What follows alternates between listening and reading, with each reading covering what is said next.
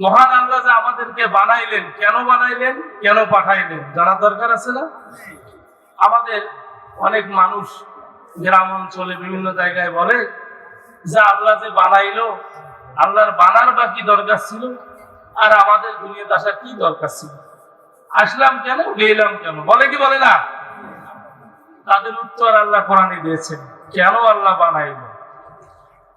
আল্লাহ সুবহানাহু ওয়া তাআলা বলেন সূরাতুজ জারিয়াত ২৭ নম্বর পারার ২ নম্বর পৃষ্ঠা ৫৬ নম্বর আয়াতে আমার আল্লাহ জানান, ওয়ামা খালাকাতুল জিন্না ওয়াল ইনসা ইল্লা লিয়াবুদুন। আমার আল্লাহ বলেন, ও পৃথিবীর মানুষ শুনে রাখো, আমি আল্লাহ দুইটা জাতিকে সৃষ্টি করলাম আমার ইবাদত করার জন্য। কয়টা জাতি সৃষ্টি করেছেন? তাহলে এখানে হাঁস, মুরগি, গরু, ছাগল, গাছ গাছালি, এই জাতগুলো অটোমেটিক বাতিল, ঠিক কিনা? জাত হলো দুইটা। কয়টা? আমার আল্লাহ বলেন আমি দুইটা জাতি সৃষ্টি করলাম। কেন সৃষ্টি করলাম? ইল্লা লিয়াবুদুন, আমার ইবাদতের জন্য, আনুগত্যের জন্য। সুতরাং আনুগত্য করব কার? দুইটা জাতি কেমনে আল্লাহ বুঝাইলেন? আল্লাহ জানাইলেন ওয়ামা খালাকতুল জিন্না, প্রথম জাতির নাম বললেন জিন। কি জাতি? কথা বলেন, কি জাতি? এখানে যারা আছেন আপনাদের মধ্যে কি কেউ জিন আছে? জিন আছে? যদি জিন না থাকেন, আপনারা মানুষ হয়ে থাকেন, তবে মনোযোগ লাগান, কান লাগান, কথাগুলো আপনাদের উপকার আছে। আর যদি নিজেকে মনে করেন জিন শয়তান, তবে এখানে থাকার দরকার নাই, কথা শোনারও দরকার নাই, আপনি চলে যান। কারণ আমরা জিনদের উদ্দেশ্যে আলোচনা করতেছি না। মাইকিং করা হয়েছে, এলান করা হয়েছে, এবং অনেক দিন ধরে এর পরিকল্পনা করা হয়েছে মানুষকে আল্লাহর কথা শোনানোর জন্য, ঠিক কিনা বলেন? তাহলে আপনারা মানুষ না জিন? কথা শুনতে চান কি চান না?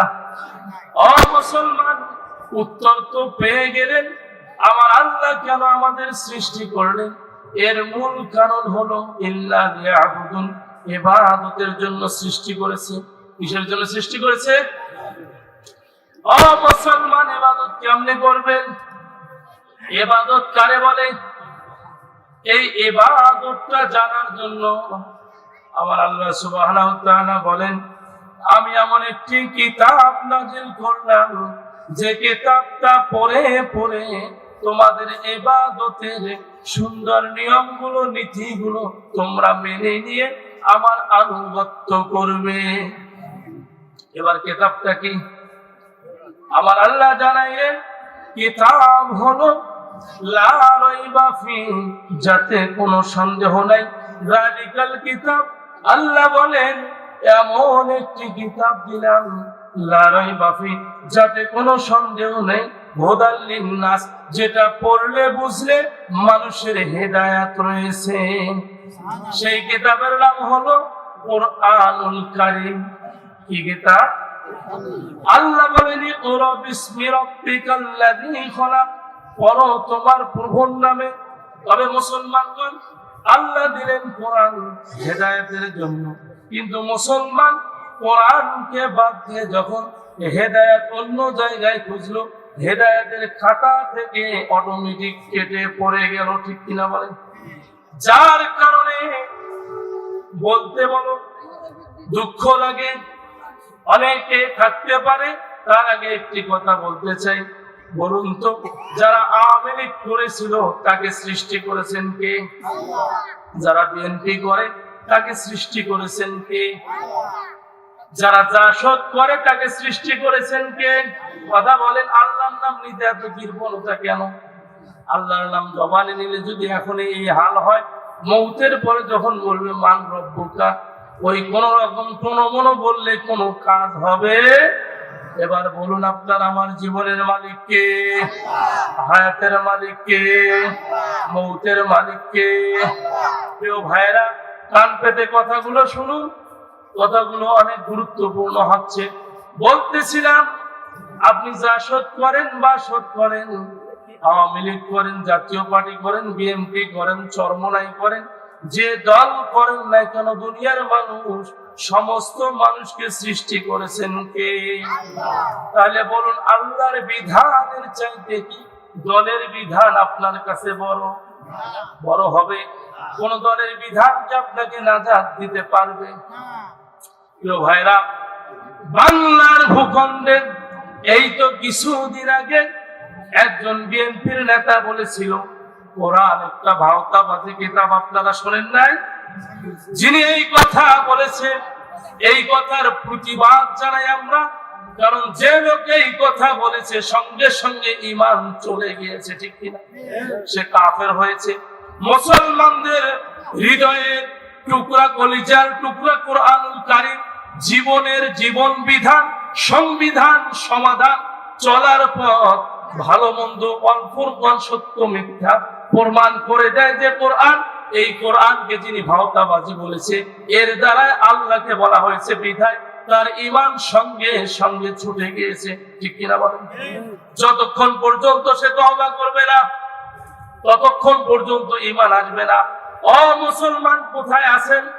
হুঁশ গেল কোথায়? জীবনের চিন্তা করেন এখনো? এই জীবন কি এখনো আপনার আছে? এই জীবন তো মুসলমান বিক্রি করে দিয়েছে। যে মুসলমান বিক্রি করে নাই তার কি হচ্ছে, আর যে করেছে তার কি হচ্ছে? আল্লাহ তাআলা জানান সূরা তাওবা 11 নম্বর পারার 3 নম্বর পৃষ্ঠা 111 নম্বর আয়াতে বলেন, ইন্নাল্লাহা আশতারা মিনাল মুমিনিনা আনফুসাহুম ওয়া আমওয়ালাহুম বিআন্না লাহুমুল জান্নাহ। ও দুনিয়ার মানুষ, আমার বান্দা বান্দীরা, আমি তোমাদের জানটা ক্রয় করে নিয়েছি জান্নাতের বিনিময়। তাহলে আমরা জান্নাত বিক্রি করেছি কার কাছে? কথা বুঝতেছেন? যদি না বোঝেন বলবেন। এই দূরের পথ থেকে, উলিপুর থেকে এখানে এসে যদি দুইটা কথা আপনারা আমল করতে না পারেন, না জানেন, আমার আশাও বেকার, আপনাদের বসে থাকাও বেকার, ঠিক কিনা বলেন? কাজে কথাগুলো গুরুত্ব দিতে হবে। আমার আল্লাহ জানাইলেন, জানমাল আমি কিনে নিয়েছি কিসের বিনিময়ে? জান্নাতের বিনিময়ে। কিসের বিনিময়ে? মুমিনরা জানমাল বিক্রি করেছে কার কাছে? কার কাছে? আল্লাহর কাছে বিক্রি করেছে। আর বাতিলেরা, তাগুতেরা, শয়তানের যারা চক্রে পড়ে আল্লাহ দ্রোহী কাজ করে, এরা জানমাল অর্জন করেছে শয়তানের পক্ষ থেকে, ঠিক কিনা বলে? কাজেই প্রিয় ভাইরা, যারা জানমাল বিক্রি করেছে আল্লাহর কাছে, এবার একটি উদাহরণ দেই। যারা চাকরি করে, চাকরি করে মানে কৃষকরা মাঠে কাজ করে, ব্যবসায়ীরা দোকানে ব্যবসা করে, চাকরিজীবীরা অফিসে গিয়ে অফিসের ডিউটি পালন করে। এখন যদি এই চাকরিজীবীকে বলা হয়, তোমার 9টা থেকে 4টা পর্যন্ত ডিউটি, সে যদি 4টার পরে প্রতিদিন যায়, গিয়ে খাতাটা সই করে আসে, 1 দিন 2 দিন 3 দিনের পরে ধরা পড়লে চাকরিও যাবে, সাজাও হবে, ঠিক কিনা বল? কারণ সে তো ছলবাজি করলো, ছলনা দিল, সে তো আর ডিউটি পালন করলো না, বিধায় মুখে যা বলে কাজে তা করে না, ওকে সঙ্গে সঙ্গে শাস্তির আওতায় আনে। আমার আল্লাহ বলেন, আমি তোমাদের জানমাল কিনে নিলাম জান্নাতের বিনিময়ে। তাহলে আমার দেওয়া বিধান অনুযায়ী চলতে হবে। বিধানটা কেমনে চলবেন? কেমনে আল্লাহ জানমাল কিনে নিল? আমার আল্লাহ জানাইলেন সূরা বাকারা 188 নম্বর আয়াতে বলেন, ওয়ালা তাকুলু আমওয়ালাকুম বাইনাকুম বিল বাতিল, তোমরা অন্যায় ভাবে কারো ধন সম্পদ খেও না। তাহলে অন্যায় ভাবে ধন সম্পদ খাওয়া যাবে? এই কথা বলেন, যাবে? আল্লাহর বিধানটা বোঝাচ্ছি। জানটা বিক্রি করেছেন আল্লাহর কাছে, মালটা বিক্রি করেছেন আল্লাহর কাছে, সময়টা আল্লাহর দেওয়া। আমার আল্লাহ জানান, কিসের তোমাদের বাহাদুরি, আর কিসের জমিদারি, আর কিসের তোমাদের এগুলো ধন সম্পদের তোমরা লালসায় ফেলে মানুষকে কষ্ট দেওয়ার চিন্তাগিরি, এগুলো একটাও চলবে না। আমি আল্লাহ জীবনটা নিয়ে নেব। আমার আল্লাহ জানান সূরা নিসা 5 নম্বর পারার 9 নম্বর পৃষ্ঠা 78 নম্বর আয়াতে বলেন আইনামা তাকুনু ইদরিকুমুল মাউতা ওয়ালাউ কুনতুম ফি বুরুজিন মুশাইয়াদা। ও দুনিয়ার মানুষ, আমার দেওয়া ফেরেশতা মালাকুল মাউত, মৃত্যুর ফেরেশতা যখন তোমাদের কাছে আসবে, আমি আল্লাহর যখন হুকুম জারি হয়ে যাবে, মৃত্যুর ফেরেশতা তোমাদের সামনে এসে জীবনটা নিয়ে নিবে, কবজ করে নিবে, দেহটা জমিনে পড়ে থাকবে। তোমরা যতই চেষ্টা করো না কেন, মৃত্যুর হাত থেকে বাঁচার সুযোগ পাবে না। প্রিয় ভাইরা, লক্ষ্য করুন, নবী সুলাইমান আলাইহিস সালাম নাম শুনেছেন? সুলাইমান নবী, এদিকে দেখেন, কথা যদি ভালো না লাগে তাহলে সেটাও বলেন, এদিক সেদিক তাকালে কিন্তু আলোচনার তখন যেটা বলার দরকার সেটা আর হয় না। প্রিয় ভাইরা, বলুন তো, নবী সুলাইমান আলাইহিস সালামকে রাজত্ব দিয়েছিলেন কে? আল্লাহ। কে দিয়েছেন? আল্লাহর নাম যদি মুখে না থাকে, কবরের পরে কি এর জবাব দেওয়া যাবে? তাহলে জবানে বলুন। যারা হাফিজি মাদ্রাসা পড়ে দেখবেন কোরআনটা এমনি মুখস্থ হয় না, বারবার পড়তে হয়, যুক্ত হয়, পড়তে হয়, যুক্ত হয়, পড়তে হয়, পড়তে পড়তে তারপরে মুখস্থ হয়। আর আপনি আমি একবার খালি করবো কোন রকম, আল্লাহ, মুখস্থ হবে না। মরার পরে করবেন, এটা কি হবে? কাজেই জবান খুলে বলুন, এই পৃথিবীর মালিক কে? আল্লাহ। ভাইরা, নবী সুলাইমান আলাইহিস সালামকে সিংহাসন দিয়েছিলেন কে? আল্লাহ। ক্ষমতা দিয়েছেন কে? নবী সুলাইমান কি এখনো দুনিয়ায় আছে? নাই, মরে গিয়েছে। সুলাইমান নবীর সময় এমন ক্ষমতা আল্লাহ দিলেন, এরকম ক্ষমতা অন্য কোন নবীকে দেয় নাই। যার কথাগুলো বাতাস পর্যন্ত শুনেছে, পশু পাখি শুনেছে, জিনেরা তার কথা শুনেছে, তাকে এরকম ক্ষমতা আল্লাহ দিয়েছেন, মর্যাদা দিয়েছেন। তিনি যাকে যে হুকুম করত, সঙ্গে সঙ্গে হুকুমগুলো পালন করত। সুলাইমান নবীর সময় তার এক উম্মত দৌড়াইতে দৌড়াইতে একদিন দৌড়াইতে হাঁপাইতে নবী সুলাইমান আলাইহিস সালামের তিনি বৈঠকখানার সামনে এসে দাঁড়িয়ে গেলেন। সুলাইমান নবী তাকাইলেন, লোকটা এভাবে দৌড়িয়া এখানে আসলো কেন, হাঁপাচ্ছে কেন? জিজ্ঞাসা করলেন, আল্লাহর বান্দা, কি তোমার সমস্যা? এভাবে তুমি হাঁপাচ্ছ কেন? সমস্যা কি বলো? বলে, হুজুর, আমার সমস্যা তো তেমন কিছু নয়, তবে আমাকে ভয় লাগে হুজুর, এখানে থাকার আমার ইচ্ছা হয় না। আমার বাড়ির সামনে এমন একটা দেহ বিশিষ্ট লোক দেখলাম, আমাকে ভয় লাগলো, তার ভয়ে আমি অস্থির হইলাম, কাঁপতেছি, এখনো ভয় কাটতেছে না হুজুর। আমি শুনেছি হিন্দুস্তানের সবরত নামক জঙ্গলে, এই জঙ্গলে কেউ যায় না, কোনো মানুষ যায় না, সেখানে যদি আপনি আমাকে পাঠিয়ে দেন তবে শান্তি পাবো, অন্তত ওই লোকের হাত থেকে রক্ষা পাবো। নবী সুলাইমান বললেন, আল্লাহর বান্দা, এখন কি করতে চাও? বলে, আমার ভয় লাগে হুজুর, এখানে থাকতে চাই না, আমি ওখানে যেতে চাই। তখন বাইতুল আকসা জেরুজালেম থেকে ৬,০০০ মাইল দূরে সমরাত নামক সেই জঙ্গলটি ৬,০০০ মাইল দূরে। তখন নবী সুলাইমান আলাইহিস সালাম বললেন, ও বাতাস, একে দ্রুত গতিতে ওখানে পৌঁছাইয়া দাও। যখন পৌঁছায় দেওয়া হলো, বাতাস নিয়ে গিয়ে যখন তাকে পৌঁছায় দিল, মুহূর্তে পৌঁছে গেল। উদাহরণ হলো, মোবাইল ব্যবহার করেন আপনারা? মোবাইল, এটার নাম কি? সবাই চেনেন? এই মোবাইল এত দ্রুত গতিতে কথাগুলো পৌঁছাইয়া দেয়। এখন এই ফোন দিবেন, সেকেন্ড সময় লাগবে না, রিসিভ হওয়ার সাথে সাথে আপনি যা বলবেন তা কিন্তু শোনা যাবে। এর মূল কারণ কি, কেন শোনা যায়? এর মূল মাধ্যম হইল নেটওয়ার্ক, অর্থাৎ বাতাসের মাধ্যমে দ্রুত ছড়িয়ে দেয়। সুবহানাল্লাহ। এটি একটি আল্লাহ পাকের নিয়ামত। প্রিয় ভাইরা, নবী সুলাইমান যখন আদেশ করলেন, পৌঁছে গেলেন। আর হইল তখনও জেরুজালেম থেকে ৬,০০০ মাইল দূরের পথ। ওখানে পৌঁছে যাওয়ার পরে লোকটি যখন বসলেন, একটু সোজা হইয়া দাঁড়াবে, দাঁড়িয়ে সামনে তাকিয়ে দেখে যার ভয়ে আল্লাহর বান্দা ৬,০০০ মাইল দূরে আসলেন, সেই লোকটি চোখের সামনে দাঁড়িয়ে আছে। লোকটি অস্থির হয়ে গেলেন, হতভম্ব হয়ে গেলেন, ভীতু হলেন, আতঙ্কিত হলেন, দু চোখের পানি ছেড়ে দিয়ে বললেন, কে আপনি? আমি আপনার ভয়ে নবী সুলাইমান আলাইহিস সালামকে বললাম আমাকে এখানে পৌঁছায় দে। আমি এখানে চলে আসলাম।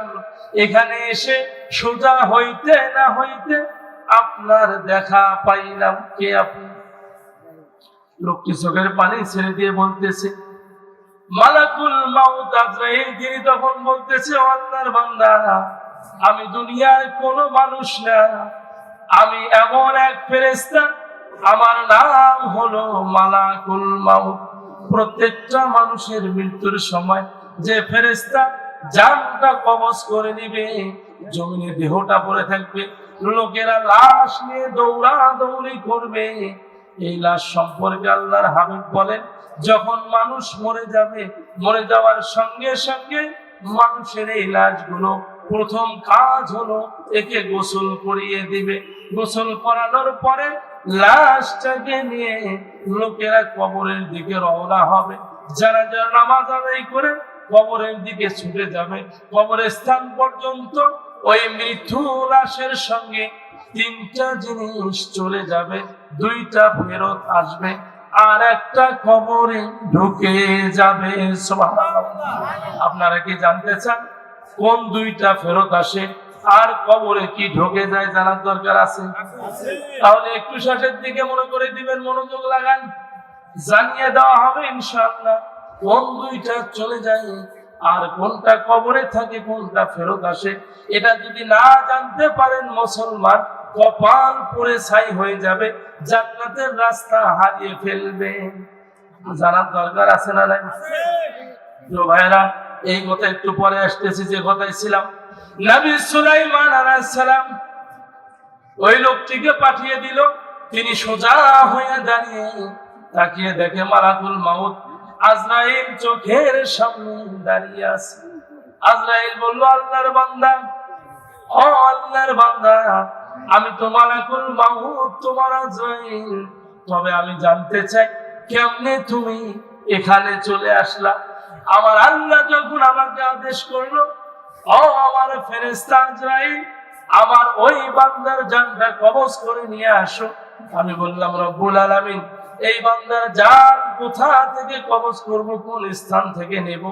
আল্লাহ জানিয়ে দিলেন আজরাইল, সাওমারাত নামক জঙ্গলের মাঝখানে গিয়ে দাঁড়িয়ে যাও আর ওর জান কবজ করো। আমার আল্লাহ যখন এই কথা বললেন, তখন আজরাইল বললেন রব্বুল আলামিন, আমি যার জান কবজ করার জন্য অনুমতি পাইলাম, যে লোকটার জীবনটা নিয়ে আসবো তিনি তো এখনো বাইতুল আকসা জেরুজালেমের পাশে, এখান থেকে ৬০০০ মাইল দূরে সাওমারাত জঙ্গল। কেমনে করে লোকটি ওখানে যাবে এত দ্রুত গতিতে, মাত্র কয়েক সেকেন্ড সময়, আর আমি তার জানটা কেমনে নেব? চিন্তায় পড়ে গেলেন। বলুন তো, আল্লাহ যা জানে পৃথিবীর কেউ কি তা জানে? গায়েবের মালিক কে? এখন কিছু গায়েবের ভণ্ড পীর দুনিয়াতে আছে না নাই? এই ভণ্ডদের অনুসরণ করা যাবে? মুসলমান ঈমান থাকা সত্ত্বেও অনুসরণ করতে হবে কার? এবার আজরাইল, তিনি তো গায়েব জানে না, অস্থির হয়ে গেলেন। কেমনে সম্ভব? উদাহরণ দিচ্ছি। এই যে আজকে মাহফিল, আমি যদি এখন উলিপুর থেকে রওনা হইতাম, আধা ঘন্টায় কি আসা সম্ভব ছিল?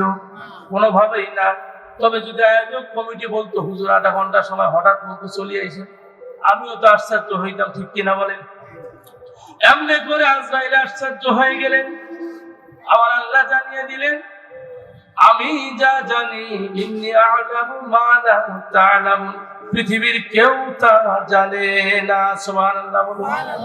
আপনার আমার হায়াতের মালিক কে? আওয়াজ তুলে বলেন, হায়াতের মালিক কে? মউতের মালিক কে? এই পৃথিবীর মালিক কে?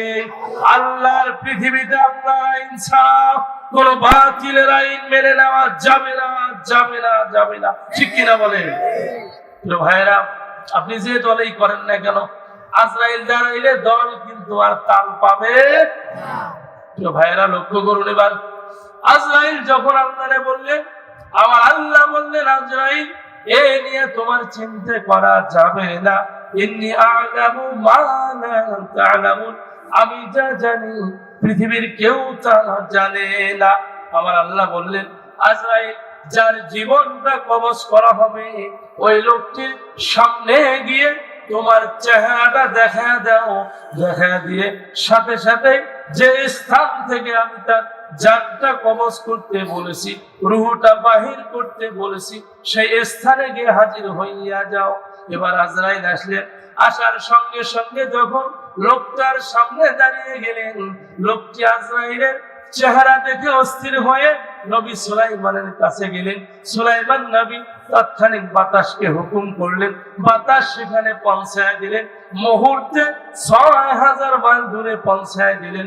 আজরাইল গিয়ে দাঁড়িয়ে গেলেন আর জীবনটা কবজ করবেন। এই অবস্থায় আল্লাহর বান্দা দু চোখের পানি ছেড়ে দিলেন, দিয়ে বললেন, ও আল্লাহর ফেরেশতা আজরাইল, আমার জীবন চলে যাবে, রুহটা বাহির করবেন।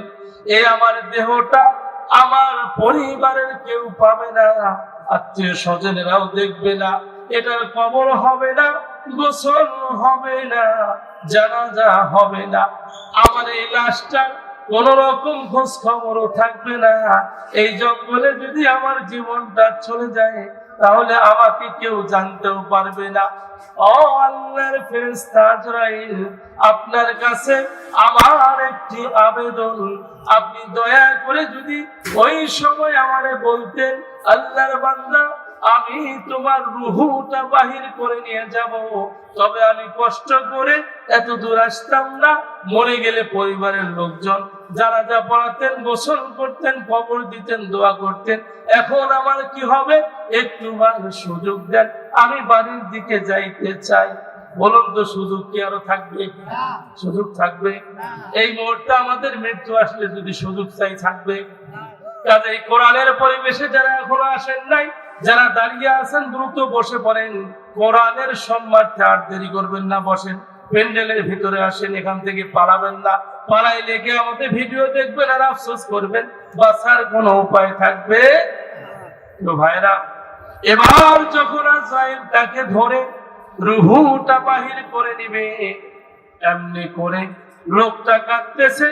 আজরাইল জানিয়ে দিল, ও আল্লাহর বান্দা, তোমার জন্য বাজেট হয়ে গেছে, তোমার জীবনের বহু পথ আমল আছে, তুমি আল্লাহর কথা শোনো নাই, তুমি নবীদের কথা শোনো নাই, তুমি গুনাহ করেছো, তুমি জীবনে অনেক পাপ করেছো, পাপ করতে করতে করতে করতে পাপের ঘোড়া তোমার পূর্ণ হয়েছে। এখন আর তোমার লাশের গোসল হবে না, জানাজা হবে না।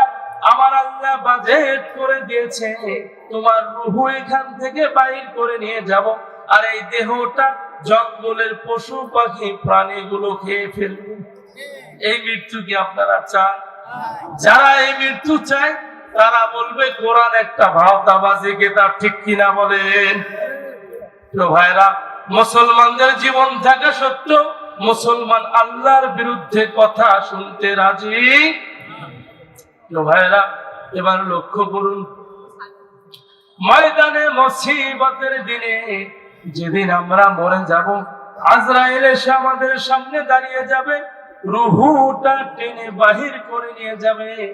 আমার আল্লাহ বলেন, যদি তোমরা সুউচ্চ সুদৃঢ় দুর্গের ভিতরে অবস্থান করো, অর্থাৎ আব্রাহা বাদশার মতো যদি একটা লোহার মজবুত খাঁচা সিন্ধুক তৈরি করে তথাপি সেখানে প্রবেশ করো আর ধারণা করো এখান থেকে আজরাইল আমাকে নিতে পারবে না, আমার আল্লাহ বলেন, আইনামা তাকুনু ইদরিকুমুল মাউতা ওয়ালাউ কুনতুম ফি বুরুজিন মুশাইয়্যিদা, সেখান থেকে আমার আজরাইল তোমাদেরকে ধরে রুহটা বাহির করে নিয়ে যাবে, দেহটা জমিনে পড়ে থাকবে।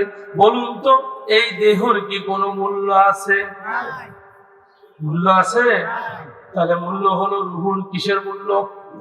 আমার আল্লাহ বলেন সূরা বাকারা 1 নম্বর পারা 4 নম্বর পৃষ্ঠা 28 নম্বর আয়াতে বলেন, কাইফা তাকফুরুনা বিল্লাহি ওয়া কুনতুম আমওয়াতা ফাআহইয়াকুম সুম্মা ইউমীতুকুম সুম্মা ইউহয়ীকুম সুম্মা ইলাইহি তুরজাউন।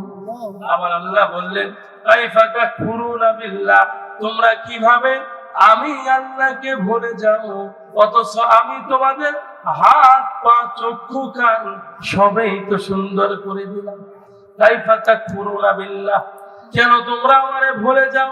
ওয়াকুনতুম আমওয়াতা, আমি তোমাদের মৃত্যু দেই, তোমরা কিছুই ছিলে না, আমি তোমাদের জীবন দিয়েছি। ওয়াকুনতুম আমওয়াতা ফাহিয়াকুম, এরপরে মৃত্যু দেব। সুম্মা ইউমীতুকুম সুম্মা ইউহয়ীকুম সুম্মা ইলাইহি তুরজাউন, এবার আমি আল্লাহ জীবন দিলাম, মৃত্যু দেব, আমার দিকে নিয়ে আসবো, আবার হিসাবের কাঠ গড়ায় তোমাদেরকে আমি দাঁড় করাবো। পালার কোনো সুযোগ আছে? সুযোগ? আবার আল্লাহর দরবার থেকে পালার কোনো সুযোগ? কেন সুযোগ নাই? আবার আল্লাহ জানাইলেন, ফামান ইয়ামাল মিসকালা যাররাতিন খায়রান ইয়ারা ওয়া মান ইয়ামাল মিসকালা যাররাতিন শাররান ইয়ারা। ও দুনিয়ার মানুষ, ছোট থেকে ছোট গুনাহ যদি করো, যেটা দেখা যায় না, সেটার জন্য আল্লাহ তোমাদের ছেড়ে দিবে না। এবার ছোট গুনার তালিকা আসে, ছোট গুনার তালিকা আসে। শুরুর দিকে আসেন, বলুন তো, গালি দেওয়া কি গুনাহ না সওয়াব? কথা বলেন, আপনারা কি বোঝেন না কথা? গালি দেওয়া গুনাহ না সওয়াব? মিথ্যা বলা গুনাহ না সওয়াব? আওয়াজ দিয়ে বলেন, চুরি করা গুনাহ না সওয়াব?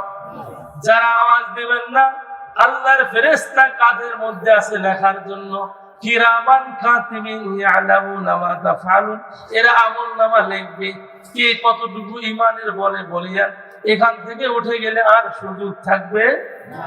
বলুন তো, ছোট গুনার মধ্যে যদি আপনি হিসাব করেন, গালি দেওয়া কি গুনাহ? মিথ্যা বলা কি গুনাহ? খাদ্যে ভেজাল দেওয়া কি গুনাহ? চুরি করা কি গুনাহ? ডাকাতি করা কি গুনাহ? জিনা করা কি গুনাহ? অন্যের হক মেরে খাওয়া কি গুনাহ? এক কথায় যে কোনো উপায়ে যখন মানুষ কোন ক্ষতির দিকে ছুটে যায়, এই তাগুদের পথের নাম হলো গুনাহ। ঠিক কিনা বলেন? তাগুদের পথ, সেটা ছোট থেকে ছোট হোক, বড় থেকে বড় হোক। আবার আল্লাহ বলেন, যারা মুসলিম আমাকে মেনে নিয়েছে, আল্লাযীনা আমানু ইউকাতিলুনা ফি সাবিলিল্লাহ, এরা আমি আল্লাহর পক্ষে চলবে। ফি সাবিলিল্লাহ, আমি আল্লাহর পথে তারা জানমাল সময় সব ব্যয় করবে। আর যারা আমাকে মানবে না, ওয়াল্লাযীনা কাফারু ইউকাতিলুনা ফি সাবিলিত তাগুত, এই লোকগুলো হলো আল্লাহ দ্রোহী, শয়তানি শক্তি নিয়ে চলবে। ঠিক কিনা বলেন? তাহলে যারা গায়ের জোরে মাস্তানি করে, এটা গুনাহ না সওয়াব? যারা মুখের জোরে পাহাড় ঠেলে, সব না গুনাহ? আবার আল্লাহ জানাইলেন, এগুলো তো ছোট খাটো গুনাহ, এগুলোর থেকে নাজাত দেওয়া হবে না, হিসাব দিতে হবে। আমার হাতে মোবাইল আছে, বর্তমান যুগে ছেলেরা টাচ মোবাইল, অ্যান্ড্রয়েড সেটটা বেশি ব্যবহার করে। এখানে ফেসবুক আছে, ইউটিউব আছে, নেট আছে। দেখবেন অল টাইম যখন সারায়, এটা যখন ফেসবুক চালু করে, কোরআনের কোনো কথা আসলে, অনেক যুবক আছে যাদেরকে শয়তান ধরেছে, এরা দ্রুত টালে দিয়ে যেখানে নারীর ছবি সেইখানে ক্লিক করে। ঠিক কিনা বলেন? এই যে আপনি লাইক করলেন একটা মেয়ের ছবিতে, ছোট থেকে ছোট হলো, এটা একটা গুনাহ, এর জন্য ছেড়ে দেওয়া হবে। যখন লাইক করলেন, মস্তিষ্ক খাটাইলেন, নারীটার ছবি দেখলেন, নবী বলেন, মনের জেনা হইলো আপনি লাইক করলেন, এটা তো মন না বললে করতেন না। অনেক ছবি তো সেখানে ভাসে, একটা তো করলেন না। বড় বড় আলেম ওলামারাও তো ভিডিও দিয়েছে, সেটা দেখলেন না। নারীর নগ্ন ছবি দেখে হৃদয় থেকে একটা লাইক করলেন, আপনি জালেমের কাতারে আপনার নামটা বসালেন। ঠিক কিনা বলেন? কাজেই সেখানে কয়টা গুনাহ হবে? প্রথম গুনাহ হলো হৃদয়ের জেনা, অন্তরের জেনা। দ্বিতীয় গুনাহ হলো চোখ দিয়ে দেখলেন ছবিটাকে বারবার, ভালো করে, চোখের গুনাহ। এবার গুনগুন করতেছেন, জবানের গুনাহ হচ্ছে। এভাবে যত লাফা ঝাপা করবেন মুসলমান, তত গুনাহ বাড়তেই থাকবে। ঠিক কিনা বলেন? কাজেই মুসলমানদের হিসাব করতে হবে। আপনি ফেসবুক চালাবেন, সেখানে আপনি দেখবেন, ভালো কথাগুলোতে লাইক করবেন, ভালো কাজগুলো দেখবেন, তবে ছোট থেকে ছোট সবটা আল্লাহ ছেড়ে দেবে। ভাইরা লক্ষ্য করুন, অমুসলিমেরা আমাদের কাছে কেমনে করে জায়গা করে নিল, আর মুসলমান কেমনে করে কোরআনকে ভুলে গেল। এই বাংলার ভূখণ্ডে 13টা বছর ধরে এ জাতির এক অংশ মানুষ তারা যন্ত্রণায় বসবাস করেছিল, ঠিক কিনা বলেন? এই লোকগুলো যখন কোরআনের কথা বলতে গিয়েছে, এক শ্রেণীর শাসক গোষ্ঠী তাদের উপরে নির্যাতন করেছে, নিপীড়ন করেছে, তাদেরকে গায়েবী মামলা দিয়ে জেলখানায় ভরেছে, ঠিক কিনা বলেন? আজ কি তারা আছে যারা কোরআনের বিরুদ্ধে কথা বলবে, আল্লাহর বিরুদ্ধে কথা বলবে, রাসূলের বিরুদ্ধে কথা বলবে? এই নাস্তিক গুলো, বেঈমান মুরতাদ গুলো শুধু দুনিয়াতে নয়, এরা শুধু দেশ ত্যাগ করলে এরা তাদের শাস্তি পরিপূর্ণ হয় না, বরং আল্লাহ এদেরকে অপমান অপদস্থ করে দেশ থেকে তাড়িয়ে, দুনিয়া থেকে তাড়িয়ে কবরে ঢোকাইয়া দেয়, ঠিক কিনা? আবু জেহেল কার বিরুদ্ধে কথা বলেছে? রাসূলের কার বিরুদ্ধে? রাসূলের বিরুদ্ধে আবু জেহেল আছে? আছে। নমরুদ নবী ইব্রাহিমের বিরুদ্ধে কথা বলেছে? আছে। ইব্রাহিম নবী, তিনি একদিন যখন নবী ইব্রাহিম আলাইহিস সালাম, এই জায়গার মধ্যে টিস্যু থোয়া মনে করে মৌলবী মানুষ ইমার্জেন্সি এত সুবিধে করি, এলে হুঁশ থাকে না, ঠিক কিনা বলেন? কারণ সবচেয়ে আজাদি রাজ হলো একমাত্র আল্লাহ। কে? আর সেই আল্লাহর কিতাব আসমানের নিচে জমিনের উপরে সবচেয়ে মূল্যবান যেটি গ্রন্থ, তার নাম হলো কোরআনুল কারীম, ঠিক কিনা বলেন? আর এই কোরআন যিনি কথা বলে কোরআন নিয়ে, তার মর্যাদা পৃথিবীর সমস্ত মানুষের থেকে উত্তম করে দিয়েছেন রাসূল, ঠিক কিনা বলেন? খায়রুকুম মান তাআল্লামাল কুরআন ওয়া আল্লামা। নবী বলেন সেই ব্যক্তি সর্বোত্তম যে কোরআন পড়ে, কোরআন মাঝে শিক্ষা করে এবং শিক্ষা দেয়। এখানে যদি চেয়ারম্যান আসতো, টিস্যুর বক্স থাকতো, থাকতো কিনা? হ্যাঁ, লোকেরা সাতসার করে চেয়ারম্যান সাহেব দেখার জন্য ভিড় হইতো। 2 কেজি গম দেয় নাকি, দেখি কোন দিন দেয়। আপনার রুহের খোরাক কোরআনুল কারীম দেওয়া হচ্ছে, যেই খোরাকের বদলতে দুনিয়ার খাদ্য নয়, দুনিয়ার খাদ্য মিটাইয়ে দিয়ে মহান আল্লাহ জান্নাতি খাদ্যের ব্যবস্থা করে দিবেন, ঠিক কিনা বলেন? সেই কোরআন কি মনে করতেছে? প্রিয় ভাইয়েরা, নবী ইব্রাহিম আলাইহিস সালাম তিনি যখন নমরুদের বিরুদ্ধে কথা বললেন, নমরুদকে বললেন, আপনি যা করেন এগুলো ঠিক না, কারণ আল্লাহর আনুগত্য করতে হবে। নমরুদ চিন্তা করলো, যদি আল্লাহর আনুগত্য করি তবে তো আমার কথাগুলো জনগণ শুনবে না, আমাকে মানবে না, বিধায় আমার কথার বিরুদ্ধে মুসা, আমার কথার বিরুদ্ধে ইব্রাহিম নবী কথা বলে, এত বড় আসপদ্দা, এত বড় পাওয়ার পাইলো কেমনে? বলুন তো, নবী ইব্রাহিমকে পাওয়ার দিয়েছেন কে? এই কথা বলেন, কে দিয়েছেন? কেন পাওয়ার দিলেন? তার আইন প্রতিষ্ঠা করার জন্য পাওয়ার দিলেন, ঠিক কিনা বলেন? এবার নমরুদ চিন্তা করলো, এই আইন যদি প্রতিষ্ঠা হয়ে যায়, আমার হুকুম মানবে না, আমার কথা মতো চলবে না, আমার রাজত্ব টিকবে না, আমার দলের লোকদের সুবিধা হবে না। কাজেই এই নমরুদ চিন্তা করে সর্বপ্রথম টার্গেট করলো নবী ইব্রাহিমের উপরে, ঠিক কিনা বলেন? এমনকি ইব্রাহিম নবীকে ধরে আগুনে ফেলায় দিল। যখন আগুনে ফেলায় দিল, এই আগুনটা ফুলের বাগিচা হলো কার হুকুমে? বলেন, কার হুকুমে? তাহলে আল্লাহ করতে পারে না এমন কোন কাজ কি আছে? আমরা যে আল্লাহর গোলাম, যে আল্লাহর আনুগত্য করতেছি, সেই আল্লাহর পাওয়ার দেখেন। আগুন আল্লাহ বললেন, কুল্লা ইয়া নারু কুনি বারদান ওয়া সালামুন আলা ইব্রাহিম, হে জ্বলন্ত অগ্নি, আমি ইব্রাহিম, আমি আল্লাহ আদেশ করে দিচ্ছি, আমার নবী ইব্রাহিমের একটি পশমও পড়বে না, বরং তার জন্য, বরং ইব্রাহিমের জন্য এটি ফুলের বাগান হয়ে তৈরি হয়ে যাও।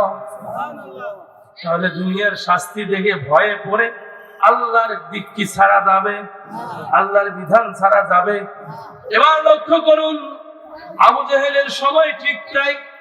বলুন তো, আমাদের নবীজির নাম কি? নবী মুহাম্মদুর রাসূলুল্লাহ। আল্লাহর হাবিব বলেন, আনা খাতামান নাবিয়্যিন লা নাবিয়্যা বা'দি, আমি শেষ নবী, আমার পরে কোন নবী আসবে? আমাদের নবীজির ওফাতের পরে কিয়ামত পর্যন্ত যদি কোনো মানুষ বলে আমি নবী, মুসলমান কি তা মেনে নেবে? আপনারা মেনে নেবেন? গণপরিগণ মেনে নেবেন? কেন মেনে নেব না? আমরা তো রাসূলের উপরে ঈমান আনছি। এবার সেই রাসূল যখন কুরআনুল কারীমের দাওয়াত দেবেন, মুসলমানের শত্রু দুনিয়ার মানুষ কেমনে হলো এর সূত্রটা লক্ষ্য করুন। আমরা তো মুসলমান, আমাদের ডানে বামে সামনে পিছনে, আমাদের গ্রামগঞ্জে শহর বন্দরে জেলা উপজেলা ইউনিয়ন থেকে রাষ্ট্র পর্যন্ত শত্রু কেমনে তৈরি হলো এটা জানার দরকার আছে না নাই? শত্রুগুলোকে চিনতে হবে, তারা আমাদের কিছুই করতে পারবে। আমার আল্লাহ বলেন ইন্না কাইদা শাইতানি কানা দাঈফা, শয়তানের ষড়যন্ত্র অত্যন্ত দুর্বল, এটা মাকড়সার জালের মতো।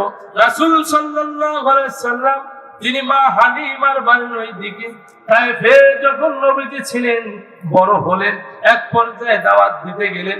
সেখানে নবীজি যখন আমলের জন্য সিজদায় পড়ে গেলেন, কাফেররা এমন ষড়যন্ত্র করলো, বড় একটা পাথর নিয়ে তারা উপর থেকে গড়িয়ে দিচ্ছে। আমার আল্লাহ বললেন কি, ইন্না কাইদা শাইতানি কানা দাঈফা, শয়তানের ষড়যন্ত্র দুর্বল, মাকড়সার জালের মতো। পাথরটা ফেলাই দিলে নবীজি দুনিয়া থেকে বিদায় নেবে। এই ষড়যন্ত্র করেছেন কাফেরেরা। কারা করছেন? এবার যখন পাথরটা ছেড়ে দিবে, ছেড়ে দেওয়ার সঙ্গে সঙ্গে নবীজি আওয়াজ দিলেন, পাথর যদি আপনার হুকুমে এসে থাকো তবে ছুটে আসো, আর যদি তুমি অন্য কোন শয়তানের ষড়যন্ত্রে আসো ঠেলে যাও। যারা হাজিরা হজে গিয়েছে, মা হালিমার বাড়ি যারা দেখেছে, তায়েফে যারা গিয়েছে দেখবেন এই যে লেবের জায়গাটা, পাথরটা এইভাবে গড়িয়ে আসবে ধরে এই জায়গায় চুমুটের মতো আটকি আছে। বলুন তো আটকা দিলেন কে? কে দিলেন? তাহলে সেই আল্লাহর পাওয়ার আছে না নাই? অমিয়াকার পাওয়ারের ভয় করেন? কে আপনার জীবনের মালিক বলেন? কথা বলেন, জীবনের মালিক কে? তাহলে ভয় করবেন কাকে? সম্মানিত হাজির, বলতেছিলাম আমাদের শত্রু কেন হলো? মুসলমানের তো শত্রু হওয়ার দরকার ছিল না, ঠিক কিনা? রাসূল সাল্লাল্লাহু আলাইহি সাল্লাম, সম্মানিত হাজির, কথাগুলো মনোযোগ দিয়ে শুনেন। নবীজি সাল্লাল্লাহু আলাইহি সাল্লাম, নবীজি জন্মের আগে বাবাকে হারালেন। বাবা যখন দুনিয়া থেকে বিদায় নিলেন, বিদায় নেওয়ার পরে নবীজির জন্ম হলেন যেই দিন নবী সাল্লাল্লাহু আলাইহি সাল্লাম এই পৃথিবীর জমিনে আসেন। মুসলমানদের কলিজার শান্তি, মুসলমানদের আর নবীর মধ্যে গুরুত্ব কেমন, এটা বুঝার পরে সেই কথায় আসে। একদিন নবীজি বৈঠকে আছেন, এমন তো অবস্থায় সাহাবারাও সেই বৈঠকে আছেন। রাসূল বললেন, ও আল্লাহর বান্দারা, আমাকে কেমন তোমরা মহব্বত করো, ভালোবাসো? সাহাবাদের মধ্যে বললেন, ওমর রাদিয়াল্লাহু তাআলা আনহু বললেন, নবীজি আমি ওমর দুনিয়ার সমস্ত সম্পদের থেকে এমনকি আমার জীবনটা বাদে। কি বাদে? কথা মনোযোগ আছে, কি বাদে? ওমর বললেন জীবন বাদে আমি রাসূল, আমি ওমর আপনি রাসূলকে বেশি ভালোবাসি, শুধু আমার জীবন বাদে সমস্ত সয় সম্পত্তির থেকে। আল্লাহর হাবিব বললেন, ওমর এখনো হলো না। কি বললেন? হলো না। তার মানে ঈমানের শূন্যতা এখনো তোমার আছে।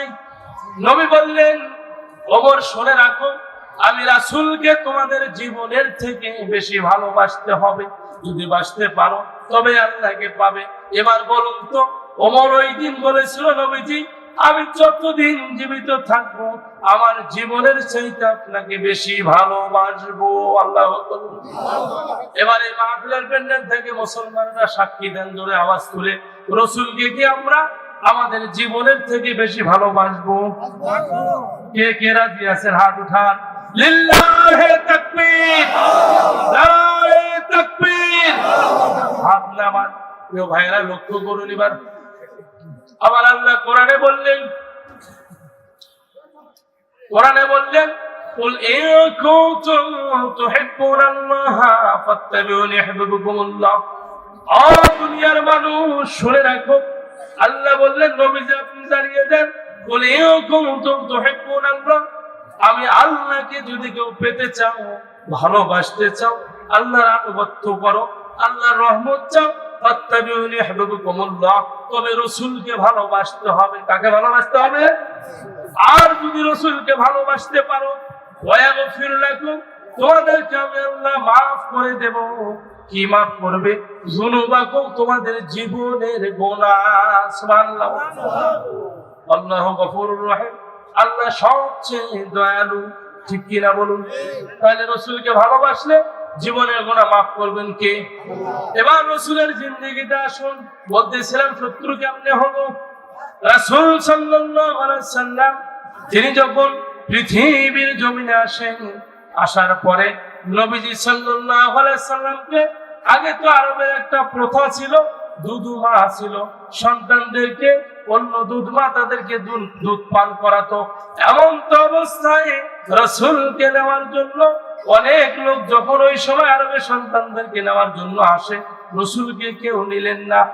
এক পর্যায়ে মা হালিমা, নবীজির দুধমা হালিমা, তিনি আসলেন স্বামী সহ। যে গাধার পিঠের মধ্যে আসলেন, গাধাটা ছিল আদা মরার মতো, শক্তি নাই, দুর্বল। এই গাধার পিঠ থেকে নেমে যখন রাসূলকে কোলে উঠা নিলেন, মা আমিনা বললেন, আমি যখন হালিমার কোলের মধ্যে আমার কলিজার টুকরা সন্তান মুহাম্মদকে উঠায় দিলাম, যখন হালিমা দুধমা হিসেবে গ্রহণ করলেন আমার এই সন্তানকে, হালিমা বলেন, সঙ্গে সঙ্গে আমার শরীরের মধ্যে এমন একটা পাওয়ার কাজ করলো, মনে হয় আগের থেকে 100 গুণ বেশি শক্তি আমি হালিমার শরীরে তৈরি হয়ে গেল। নবীর বরকত লক্ষ্য করুন। এবার মা হালিমা বলেন, এবার যখন শরীরে শক্তি অনুভব করতেছি, আমার গাধার পিঠের উপরে যখন চললাম, যে গাধা একটা লোককে নিয়ে যাইতে পারে না, এই গাধার শরীরে এমন জোয়ানি শক্তি শুরু হয়ে গেল, মনে হয় গাধা সবে মাত্র যৌবন ফিরে পাইল। এত শক্তি হইল কার বরকতে? এবার যখন রাসূলকে নিয়ে গেল মা হালিমাতুস সাদিয়া, তিনি নিয়ে যাওয়ার পরে রাসূলকে 6 বছর ধরে মানুষ করেছেন, তার মধ্যে টানা 4 বছর মা হালিমার বাড়িতে ছিল। যখন মা হালিমার বাড়িতে ছিলেন, মা হালিমা বলেন, আমার শিশু নবী মুহাম্মদ তিনি যখন বাচ্চাদের সঙ্গে খেলতে যায়, এক সময় কিছু বাচ্চা দৌড় দিয়ে এসে আমাকে বলতেছে, ও মা, আপনার সন্তানকে কিছু ছেলে এসে পাহাড়ের উপরে উঠাইলো আর বুকটা ফাড়াইলো, কলিজাটা বাহির করে ধৌত করলো। এটি ছিল প্রথম সিনা মুবারক সাদ। সুবহানাল্লাহ। যখন এই কথা বলা হলো, মা হালিমা আর ঠিক থাকতে পারলো না। আমি তো মুহাম্মদকে আমার নিজের সন্তান না, মুহাম্মদ তো আমার অন্যের সন্তান, আমি তো দুধমা, এটা কেমন হলো আমার সন্তানের? না জানি কোন বিপদ হলো। দৌড়াইতে দৌড়াইতে মা হালিমা ঠিক ওই জায়গায় এসে দেখে নবী মুহাম্মদুর রাসূলুল্লাহ সাল্লাল্লাহু আলাইহি সাল্লাম পাহাড় থেকে হেলে দুলে নামতেছিল। নবীজিকে তখন কাছে টেনে নিয়ে শরীরের উপরের কাপড়টা খুলে দেখলো, সেখানে কোনো দাগ নাই। মা হালিমা বলল, বাবা কেমন লাগে তোমার? বলে, মা আমি পায়ের দিকে তাকিয়ে দেখি আমার পায়ের নিচের মধ্যে মাটি, আর মাটির নিচে দেখতেছি পানি, মাটির নিচে দেখতেছি আমি পানি, পানির নিচে জ্বলন্ত আগুন। পরবর্তী টাইমের ব্যাখ্যা এসেছে, বিজ্ঞানীরা এটা ব্যাখ্যা করেছে, আমরা যে বসবাস করি আমাদের মাটির নিচে হলো পানি, অর্থাৎ বরফ হয়ে থাকে, পানির নিচে আগুন, এটাকে জ্বলে জ্বলে বাষ্প হয় বিধায় আমরা থাকার উপযোগী হয়ে আছি। তা না হলে এই ভূমিটা, সমতল ভূমিটা বরফে পরিণত হতো, দুনিয়ায় কোনো মানুষ বেঁচে থাকতে পারত না। নবী বলেন, আমি আসমানে তাকায় দেখি, ও মা, তাকায় দেখলাম আমার মাথার উপরে আসমান, প্রথম আসমান ভেদ করে আমি দ্বিতীয় আসমান দেখি, দ্বিতীয় আসমান ভেদ করে আমার চোখের দৃষ্টি শক্তি তৃতীয় আসমান পর্যন্ত যায়, তৃতীয় আসমান ভেদ করে চতুর্থ আসমান, এভাবে পঞ্চম আসমান, ষষ্ঠ আসমান, সপ্তম আসমান পার হয়ে নূরের জগৎ, সেখানে আমি দেখতে পাইলাম। সেখান পার হয়ে মানুষের ভাগ্যলিপির যে খাতাটা আছে, কলমটা আছে, শব্দ শোনা যায়, আমি সেখান পর্যন্ত দেখতে পাই। এভাবে যখন বললেন আমি দেখতে পাই, তখন রাসূল সাল্লাল্লাহু আলাইহি সাল্লাম এর সত্যতা প্রমাণ হলো। নবীজি যেদিন মেরাজে গেলেন, মেরাজে যাওয়ার পরে সপ্তম আসমানে যখন উঠলেন, ওঠার পরে জিবরাইল আলাইহিস সালাম 600 পাখা নিয়ে সেখানে হাজির হইলেন, বিশাল রূপ দেখায় দিলেন। জিবরাইল 600 পাখা নিয়ে দেখায় দিলেন। আল্লাহর হাবিব বলেন, ও জিবরাইল, 600 পাখা নিয়ে যে তুমি যে আমার কাছে হাজির হইলে জিবরাইল, এই রূপ জীবনে আরো একবার দেখাইছিলে যেই দিন সর্বপ্রথম জাবালে নূর কোরআন নাজিলের পাহাড়ের মধ্যে আমি রাসূল ধ্যানমগ্ন ছিলাম। ওই সময় প্রথম নাজিলকৃত আয়াত নিয়ে যাওয়া আপনার পক্ষ থেকে আর এত বড় দেহ আমি দেখতে পাই। সুবহানাল্লাহ। নবী বলেন সিদরাতুল মুনতাহা, ওখানে একটা বড় গাছ আছে সপ্তম আসমানে। ওই গাছের বিশাল নিচের দিকে বিশালতা আছে, ওখান থেকে আসমানে চলে যায়। তার উপরে ফেরেশতাদের জগৎ আর যাওয়ার সুযোগ নাই। পর্যায়ক্রমে ওখানে মানুষের আমলের ভাগ্যলিপি লেখা হয়। আমার আল্লাহ জানান কিরামান কাতিবিন, প্রত্যেকের কাঁধে 2 জন করে ফেরেশতা আছে। ইয়ালামুনা মা তাফআলুন, এরা মানুষের আমলনামাগুলো লেখে।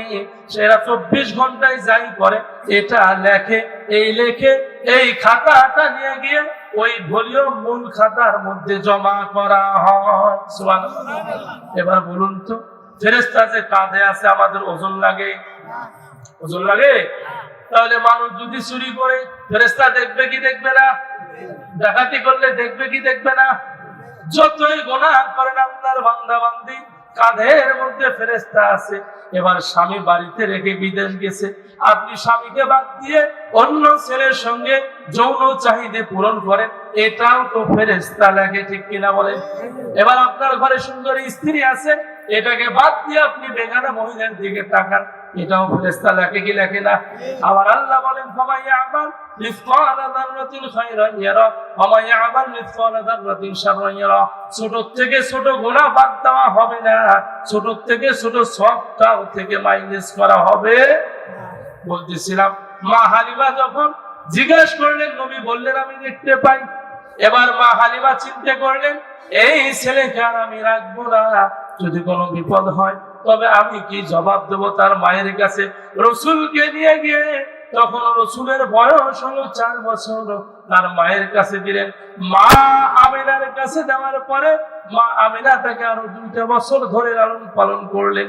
মা আমিনা বলেন, আমি যখন আমার শিশু সন্তান কলিজার টুকরা হৃদয়ের ধন মোহাম্মদ যখন তিনি বাচ্চাদের সঙ্গে খেলতে গেলেন, পাহাড়ের কিনারায় গিয়ে খেলতেছে, আমার সন্তানকে যখন আমি নিতে গেলাম, মোহাম্মদ 2 চোখের পানি ছেড়ে কাঁদতেছে। আমি তার কাছে গিয়ে বললাম, বাবা মোহাম্মদ কাঁদো কেন রে বাবা, কি হয়েছে? বলে, মা আমি এই জন্য কাঁদি, আমার সঙ্গে যারা খেললো, কারো বাবা আসলো, কারো মা আসলো, অনেকের বাবা এসে নিয়ে গেল। মা আজ 2 বছর ধরে আমি আপনার সাথে, ও মা আমার বাবা তো একদিনও আসলো না। এতিমখানা নয়।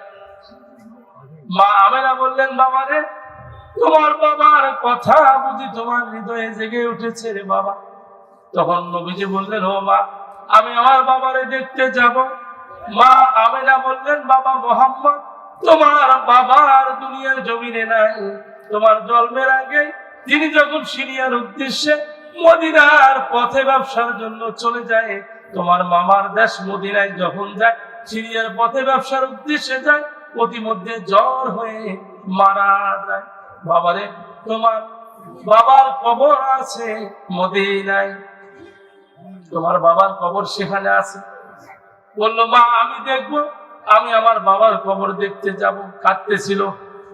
মা আমেনা নবীজির কান্না সহ্য করতে পারলেন না।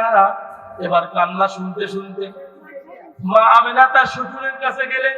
নবীজির দাদা আব্দুল মুত্তালিবের কাছে গিয়ে বললেন, ও বাবা, বাবা তোমার নাতি আমাকে আমার পুরানা স্মৃতির কথা মনে করে দিল, আমাকে হৃদয়ের মধ্যে আগুন জানা দিল মোহাম্মদ তার বাবাকে দেখতে চায়। বাবা আপনি যদি অনুমতি দেন তবে আমি আমার এই সন্তানকে নিয়ে যেতে চাই। মা বোনেরা লক্ষ্য করুন, স্বামীর অনুমতি ছাড়া কোথাও যাওয়া যাবে না। স্বামী যদি মারা যায় অনুমতি নিতে হবে শ্বশুরের কাছে। কার কাছে?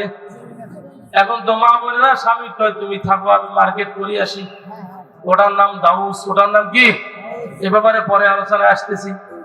এবার মা আমেনা যখন চলে গেলেন সন্তানকে নিয়ে, যাইতে যাইতে যাইতে যাইতে এদিকে মদিনার পথে যখন চলে গেলেন বাবার কবরের কাছে গেলেন। কিছুদিন কয়েকদিন চলে গেল, নবীজি বাবার কবরে মাটির উপরে শোয়ার মতো হয়ে চিত হয়ে কাঁদতেছে, বাবা বাবা বলে।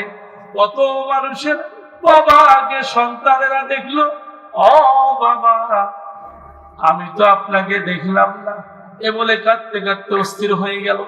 কান্নাকাটি শেষ হওয়ার পরে মা আমিনা রাসূলকে নিয়ে চলে আসলেন। আসার পথে প্রতিমধ্যে যখন আবওয়া নামক বসরির কাছে আসলেন, আসতে গিয়ে মা আমিনা জ্বর আসলেন। জ্বর আসার পরে মা আমিনা দাসী উম্মে আইমানকে বললেন, আমার বাবা মোহাম্মদকে নিয়ে আসো, আজ 3 দিন ধরে আমার শরীরে জ্বর, আমার মন বলে আমি মনে হয় বাঁচবো না। আমার সন্তানকে বাবার কবর দেখার জন্য নিয়ে আসলাম, কবর দেখে ফেরার পথে আমি আমেনা মনে হয় আর বাঁচবো না, আমার বাবা মোহাম্মদকে ডাক দাও। এবার রাসূলকে ডাক দিল, মা আমেনা রাসূলকে কোলে নিলেন, বাবা মোহাম্মদ আমার কাছে আসো, বাবা আমার বুকে আসো। যখন বুকে জড়ায় নিলেন, যাওয়ার পরে কাঁদতেছে, বাবা মোহাম্মদ রে জন্মের আগে তোমার বাবাকে হারিয়েছো রে বাবা, আজ আমি মা, আমি হয়তো দুনিয়ায় থাকবো না, তুমি তোমার দাদার কাছে থেকে গিয়েও তুমি মক্কায় চলে যাও। এ বলে যখন কাঁদতে কাঁদতে কাঁদতে কাঁদতে নবীজি মায়ের বুকের উপরে মাথা দিয়ে কাঁদতেছে, চোখের পানি গড় গড় করে মা আমিনার বুক ভেজে যাচ্ছে। এমন তো অবস্থায় মা আমিনার কথা বলে না, নবী তখন আবার কাঁদতেছে, কথা বলে না। দাসী উম্মে আইমান বললেন, ও মুহাম্মদ বাবা কাঁদিয়ে কি করো, তোমার মা আর দুনিয়ায় নাই, মা দুঃখিনী মরে গেছে। এবার মায়ের কবর দেওয়ার পরে নবীজি কাফেলা নিয়ে, ছোট মানুষ 6 বছর বয়স উম্মে আইমান সাথে আর একজন ব্যক্তি ছিল, এই মোটে 3 জন, মোট 4 জন সহ নবী সহ সেখান থেকে রওনা হয়। ওদিকে মক্কা থেকে বারবার আব্দুল মুত্তালিব মদিনার দিকে চেয়ে থাকে।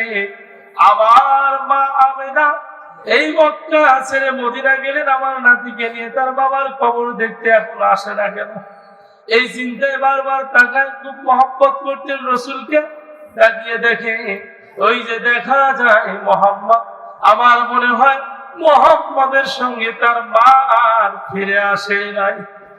এবার এটা ভাবতেছে, ওদিকে আব্দুল মুত্তালিব দৌড়াচ্ছে, লোক দিলাম 5 জন, একজন কাফেলায় শট যিনি আমার মনে হয় আমার বৌবা আমিনা, সে হয়তো আসে নাই, দৌড়ায়। এদিকেও নবীজি দৌড়ায়, দাদার দিকে দেখা হলো, জোরাজোরি করে ধরলো, কাঁদতেছে, হ্যাঁ বাবা মোহাম্মদ তোমার মা কোথায়? বলে দাদা বাবার কবর দেখার জন্য মার সঙ্গে গেলাম, আমার মা যখন ফিরে আসলো আপদ আমার বসরির কাছে জ্বর হয়ে আমার মা দুনিয়া ছেড়ে বিদায় নিল। এবার রাসূলুল্লাহ, এবার আব্দুল মুত্তালিব রাসূলকে নিয়ে বাড়িতে গেলেন। এবার বাড়িতে লালন পালন করলেন আরো 2 বছর, মোটে নবীর বয়স হলো 8 বছর। কয় বছর? 8 বছর হইলেন। 8 বছর বয়সে আব্দুল মুত্তালিব এবার ইন্তেকালের সময় হয়ে গেল। আব্দুল মুত্তালিব তিনি মনে মনে চিন্তা করতেছে, আমি মাদুর হয়েছি, মনটা তো ডাকে, আমি মনে হয় আর বাঁচবো না, আমার এই নাতির দায়িত্ব কে নিবে? এই চিন্তায় আব্দুল মুত্তালিব অস্থির। ছেলেদেরকে ডাক দিল, কোথায় আছো রে আবু জাফর, আবু তালেব, আবু লাহাব, তোমরা কোথায় আছো? তাড়াতাড়ি চলে আসো, আমি মনে হয় আর বেশি দিন বাঁচবো না, তবে আমার মনে হয় আমার এই নাতির দায়িত্ব কাউকে দিয়ে যাওয়া দরকার। এবার সকল ছেলেরা হাজির হইল। আসার পরে বলল, আবু জাহেল বলল, বাবা আমাকে দায়িত্ব দেন। বলে না, তোকে দেব না, তোর মেজাজ ভালো না। এভাবে আবু তালেব, এভাবে আরো অন্যান্য আবু জাফর সহ অনেক সন্তানেরা বলল। নবীজির দাদা আব্দুল মুত্তালিব বলল, না কাউকে দেব না। বলে, দিবেন না তাহলে ডাকলেন কেন? এবার ছোট ছেলে আবু তালেব বলতেছে, আব্বা কাউকে দিলেন না, আমাকে দিবেন, আমি তো গরিব মানুষ, খাইতে পারি না বাবা। বলে, আবু তালেব আমি তোমার অপেক্ষায় ছিলাম, কখন তুমি আমার এই নাতিকে চাইবা। বাবেরা জানে কোন সন্তান ভালো কোনটা মন্দ, ঠিক কিনা বলেন?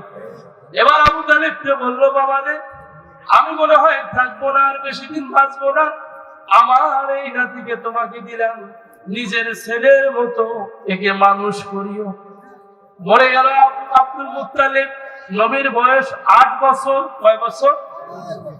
এবার 8 বছরের পরে যখন রাসূল সাল্লাল্লাহু আলাইহি সাল্লাম ধীরে ধীরে বড় হয়, তখন নবীজির বয়স হলো 13 বছর। কত বছর? 13 বছর বয়সে। এদিকে মাঝখানের সময়টা আবু তালেব চিন্তা করলো, বহুদিন ধরে ব্যবসা করলাম না, আমারও তো একটু খাদ্যের অভাব পড়ে গেল, অনাটন আসলো, কাজে আমি ব্যবসার জন্য মালামাল তৈরি করব। ৭০ জনের একটি কাফেলা তৈরি করলো। কতজন? ৭০ জনের কাফেলা তৈরি করলো। সিরিয়ার উদ্দেশ্যে ব্যবসায় চলে যাবে।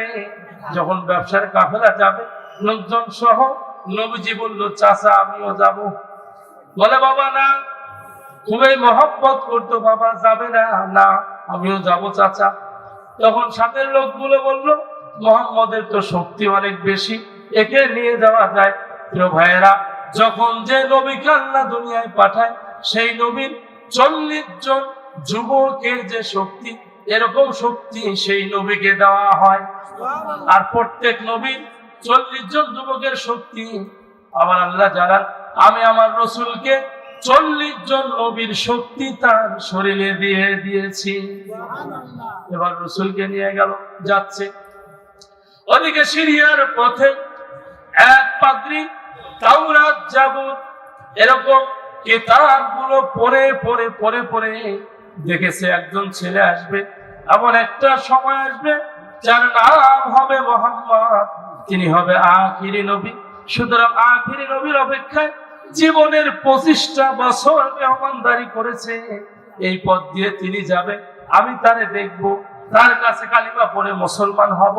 এই ইহুদি পাদ্রী এই চিন্তা করেছে, করে জীবনে প্রতিটা দিন নবীজির আশা, একদিন 2 দিন করে করে, দিনের পর দিন, মাসের পর মাস, বছরের পর বছর পার করে যখন তিনি অপেক্ষা করলেন, এদিকে আবু তালেব চলে গেল এই কাফেলা নিয়ে, জায়গা মতো গেল।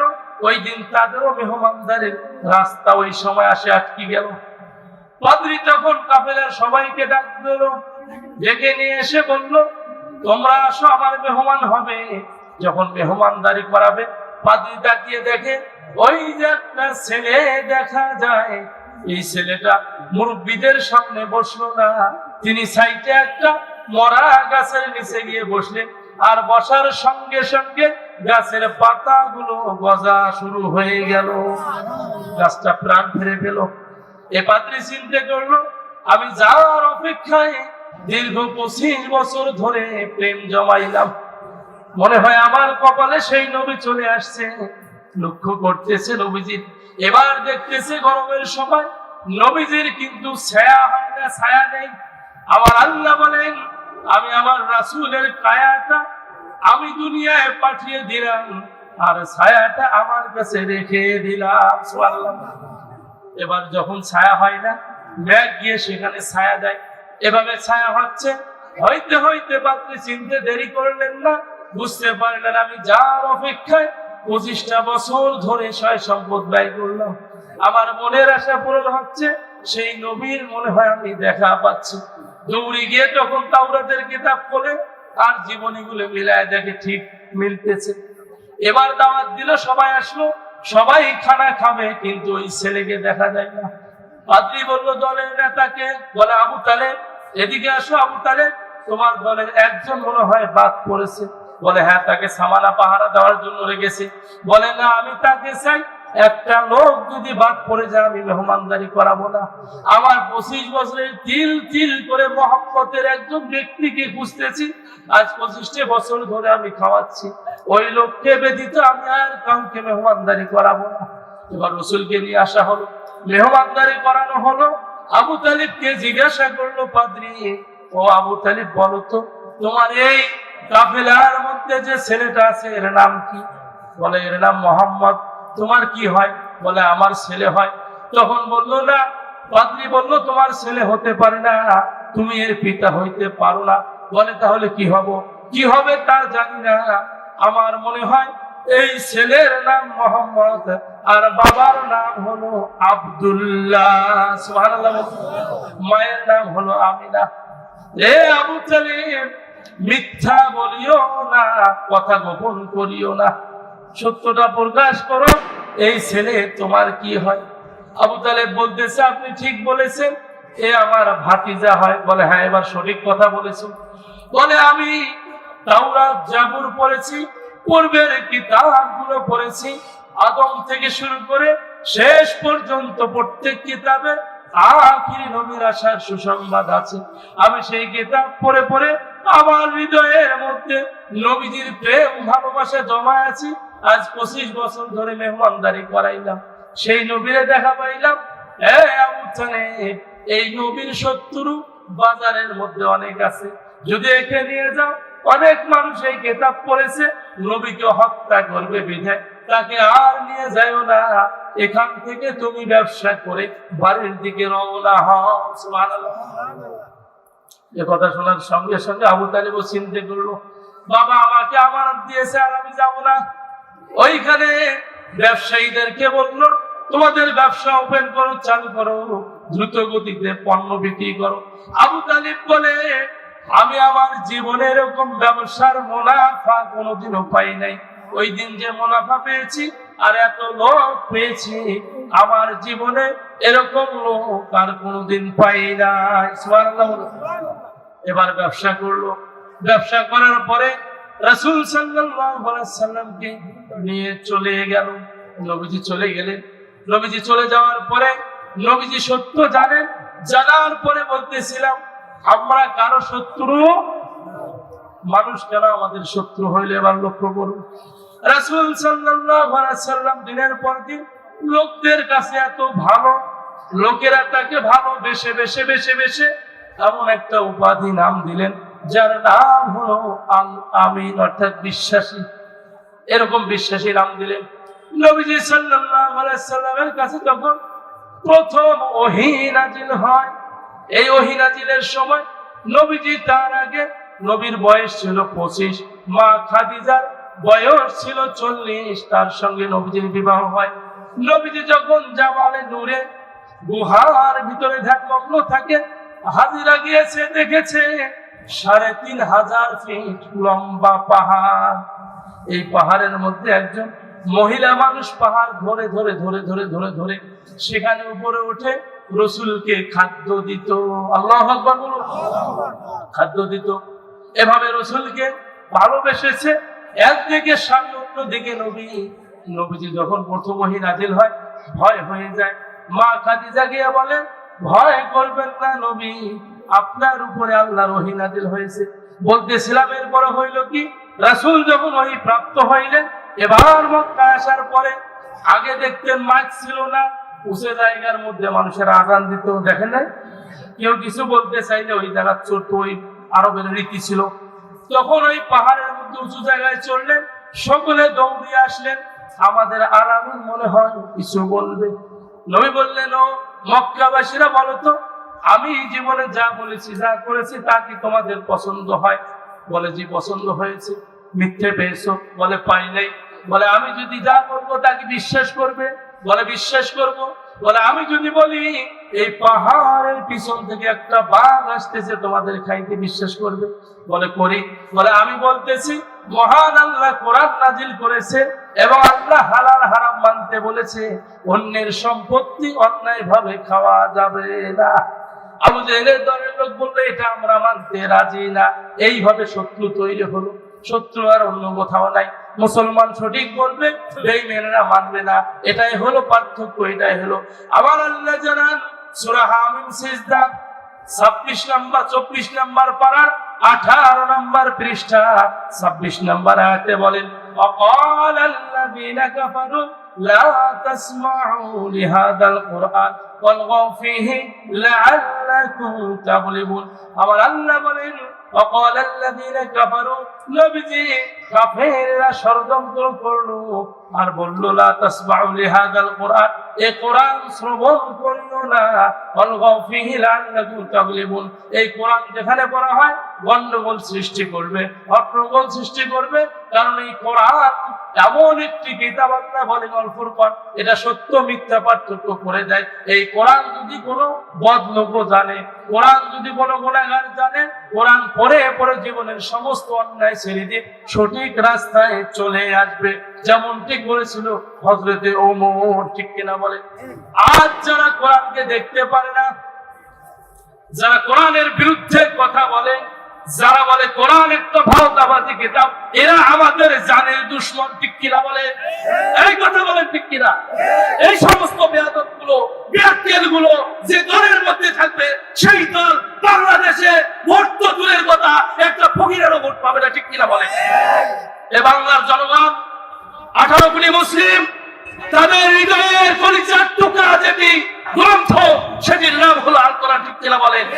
কোরআনকে নিয়ে বাংলামো করলে বাংলার জনগণ ভুলে যাবে না। ইতিপূর্বে 13 বছরের জিন্দেগিতে যারা আলেমদের বিরুদ্ধে কথা বলেছে, নবীর বিরুদ্ধে কথা বলেছে, ইসলামের বিরুদ্ধে ষড়যন্ত্র করেছে, তারা দেশে জায়গা পায়নি, ঠিক কিনা বলেন? এমনকি তারা বিদেশেও জায়গা পাচ্ছে না, তারা পাগলও হচ্ছে না, আধা পাগলও হচ্ছে না, যেটাকে বলা হয় অপবিত্রর মতো তারা জীবন যাপন করতেছে, ঠিক কিনা বলেন? ও দুনিয়ার মানুষ হুঁশিয়ার হয়ে যান, এই বাংলার জমিনে কোরআনের বিরুদ্ধে কথা বললে আর কখনো বাংলার তৌহিদি জনতা মেনে নেবে না, ঝাড়ু পিটা করে দেশ থেকে তাড়িয়ে দিবে, ঠিক কিনা বলেন? ভাইরা, কাজেই ইসলাম ছাড়া অন্য কোন ধর্ম মানা যাবে যাবে না।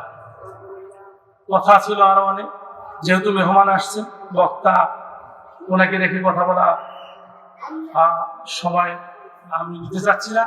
আমি আপনাদের সকলের কাছে দোয়া চাই, মহান আল্লাহ যেন জীবনের প্রতিটা মুহূর্তে, সর্ব অবস্থায় জীবন যাকার থাক, এই চিন্তা যেন আল্লাহ আমার মাথায় না দিয়ে এই চিন্তা দেয় আল্লাহর দিন বাংলার জমিনে বিজয়ের পক্ষে কথা বলতে গিয়ে যদিও মৃত্যু হয়, আল্লাহ যেন তার উপরে আমাকে অটল রেখে কবুল করে। সকল বলেন আমিন।